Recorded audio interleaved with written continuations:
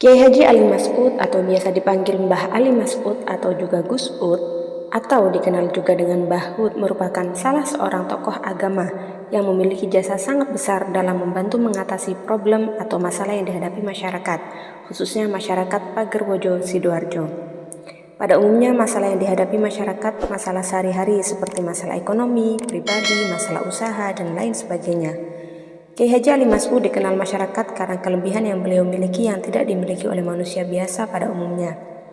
Kelebihan yang diberikan Allah kepada beliau seringkali diminta bantuan doa oleh masyarakat untuk mengatasi problem kehidupan. Masyarakat yakin bahwa orang yang memiliki kelebihan doanya mustajab karena dekat dengan Allah. Nama Ali Mas'ud pada awalnya Mas'ud saja.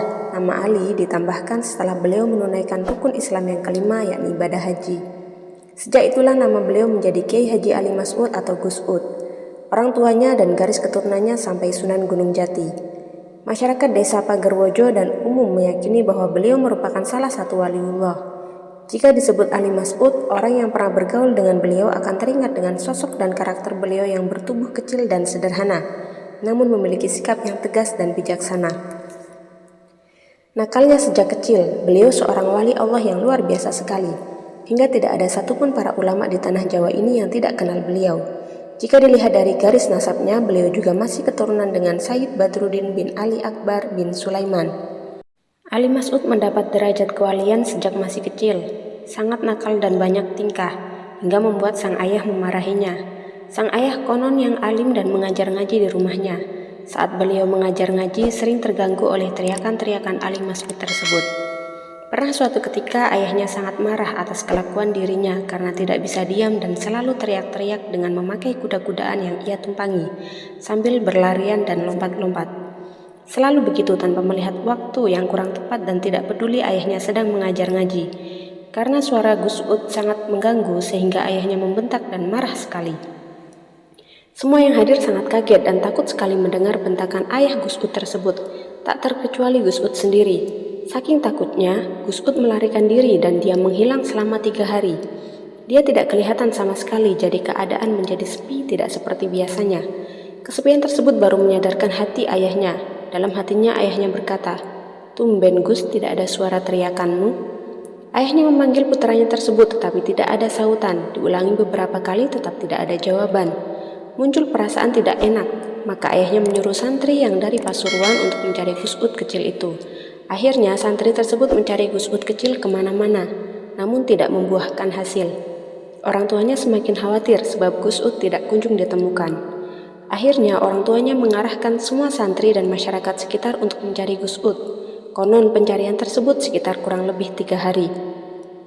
Setelah sekian lama melakukan pencarian, kemana saja Gus Ud tidak ditemukan. Salah seorang santri yang merasa kelelahan akhirnya berniat mandi di kamar mandi. Ia berharap dengan mandi rasa lelahnya akan hilang. Si santri tersebut masuk ke kamar mandi dan mengguyur badannya dengan air, lalu menggosoknya dengan sabun. Pada saat ia memakai sabun, matanya tertuju pada sebuah benda di kamar mandi. Rasanya ada pemandangan yang ganjil di dalam kolam kamar mandi. Seperti ada ikan yang besar di dalam kolam tersebut. Sesekali bergerak pelan, lalu diam lagi. Dia dekati pandangannya ke air kolam tersebut dan memang benar ada sesuatu yang besar terbungkus kain sarung. Spontan saja si santri merasa ketakutan dan berlari keluar kamar mandi tanpa memakai baju. Setelah ia memakai baju langsung lapor kepada kiainya yang tidak lain adalah ayahnya Gus Ud. Dilaporkan apa yang terjadi, sang kiai bergegas menuju kamar mandi tersebut. Karena heboh, para santri dan masyarakat juga ikut menuju kamar mandi. Sampailah semua di kamar mandi. Sang kiai melihat ke arah kolam dan memang benar ada benda besar di dalam kolam. Diambilnya kayu yang agak panjang untuk menyentuh sesuatu yang ada di kamar mandi tersebut. Saat tersentuh kayu, benda tersebut bergerak-gerak tidak cepat. Tiba-tiba terbuka bungkusnya yang ternyata sarung yang dipakai selimut dan lebih mengagetkan lagi, ternyata sesuatu tersebut bukan benda, melainkan anak kecil. Dia terduduk setelah tersentuh kayu dan semua terbengong ketika melihat bahwa anak kecil tersebut ialah Gus Ud yang selama ini mereka cari. Ayahnya bertanya kepada Gus Ud. Gus Ud menjawab, "Lagi tidur ayah, saya ngantuk." "Sejak kapan kamu tidur di situ?" tanya ayahnya lagi. "Ya sejak ayah marah-marah kepada saya," jawab Gus Ud.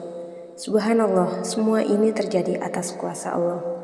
Wallahu a'lam bishawab.